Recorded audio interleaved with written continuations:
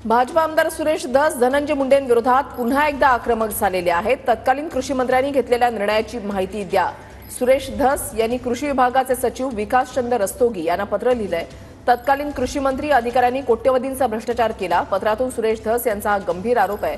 तेलबियांच्या उत्पादकता वाढीबाबतच्या निर्णयाची माहिती मागवलेली आहे।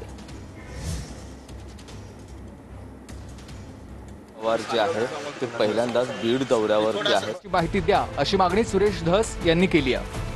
2000 तत्कालीन कृषी मंत्र्यांनी घेतलेल्या निर्णयांची माहिती द्या अशी मागणी सुरेश धस यांनी केली आहे। 2023 ते 2025 पर्यंतच्या पत्रव्यवहाराची माहिती द्या असं सुरेश धस म्हणाले। धसांचा कृषी विभागाचे सचिव विकासचंद्र रस्तोगी यांना पत्र गेलंय।